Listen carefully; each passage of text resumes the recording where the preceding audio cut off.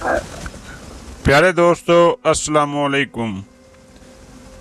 ज़रा तसव्वुर करें कि आप इंडीज़ के पहाड़ों में एक सफ़र पर हैं। ठंडी हवा, चारों तरफ पथरीली ज़मीन और दूर तक फैला सन्नाटा। अचानक आपकी नज़र एक नन्हे से जानवर पर पड़ती है। वो धूप में सुकून से बैठा है, बिल्कुल ऐसे जैसे मुराकबा कर रहा हो। आप सोचते हैं कि ये खरगोश है या कोई और मखलूक। जी हाँ, ये है विकाचा, एक ऐसा जानवर जिसकी कहानी हैरत अंगेज है। इसका ताल्लुक चिनचला फैमिली से है, यानी ये असल में खरगोश नहीं बल्कि इसका करीबी रिश्तेदार है।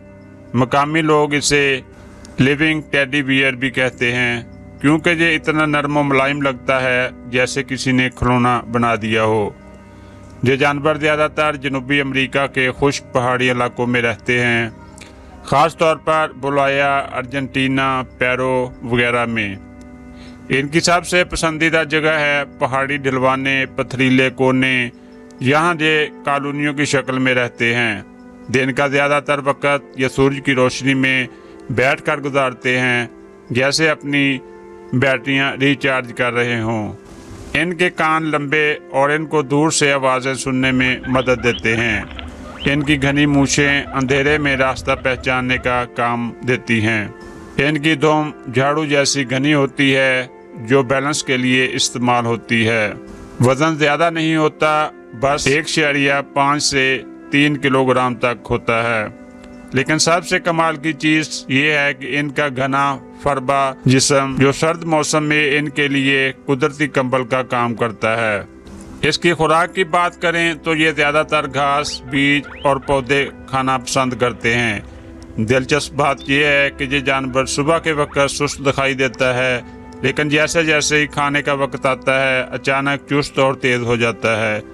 ये बिल्कुल ऐसे ही है जैसे हम में से कुछ लोग सुबह उठते ही थके थके रहते हैं, लेकिन नाश्ता मिले तो फ़ौरन खुश हो जाते हैं।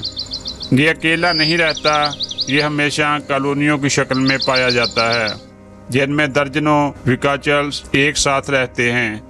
इनके ग्रुप में अक्सर एक नर, कई मादा और बच्चे होते हैं। जब एक पहरा देता है, बाकी सुकून से खेलते और खाते हैं।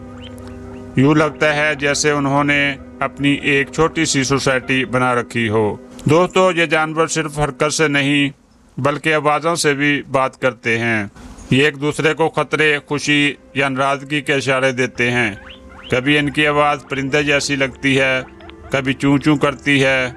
मकामी लोग कहते हैं कि अगर आपने इनकी कॉलोनी के पास एक दिन गुजारा तो लगेगा जैसे आप किसी शोर मचाते मोहल्ले में बैठे हैं। इसके दुश्मनों और ख़तरात की बात की जाए तो इनके सबसे बड़े दुश्मन हैं बास और अकाब जैसे शिकारी परिंदे। लोमड़ियाँ और दूसरे गोश्तखोर जानवर भी इनके लिए खतरा होते हैं, इसलिए ये हमेशा चौकस रहते हैं। ज़रा सा खतरा महसूस करें तो अपनी दुम हिलाकर और ज़ोर की आवाज़ निकालकर बाकियों को खबरदार कर देते हैं, और सब ही पलक झपकते में गायब हो जाते हैं। इनका इंसानों से बहुत गहरा ताल्लुक रहा है। सदियों से लोग विकाचल्स के नरम बाल इस्तेमाल करते हैं, लेकिन ज़्यादा शिकार ने इनकी तादाद कम कर दी है। इसलिए आज इनको गैर महफूज जानवर करार दिया गया है, ताकि इनकी नस्ल ख़त्म ना हो। दोस्तों, इनके बारे में कुछ हैरत अंगेज मज़ीद हकीकतें जानते हैं। आपको ये जानकर हैरानी होगी कि विकाचल्स अक्सर धूप में ऐसे बैठता है जैसे योगा कर रहा हो, आंखें बंद, हाथ सुकून से जिस्म के करीब और दुम फैली हुई। इसी वजह से कुछ लोग इसे मेडिटेटिंग रैबिट भी कहते हैं। ये मंजर इतना पुरसुकून होता है कि देखने वाले की भी थकन उतर जाए। दोस्तों, विकाचल्स हमें एक सबक देता है कि ज़िंदगी कितनी ही मुश्किल क्यों ना हो, सुकून और इज्तिमाइयत के साथ जीना ही असल खुशी है। ये नन्हा सा जानवर हमें फितरत की खूबसूरती और तनव्वुर दिखाता है। अगर आपको आज की ये वीडियो पसंद आई हो तो लाइक और सब्सक्राइब ज़रूर कीजिएगा, और कमेंट्स में बताइएगा कि आप विकाचल्स की कौन सी आदत को पसंद करते हैं। दोस्तों, मिलते हैं अगली वीडियो में नए मौजू और नई मालूमात के साथ। तब तक के लिए अल्लाह हाफिज़।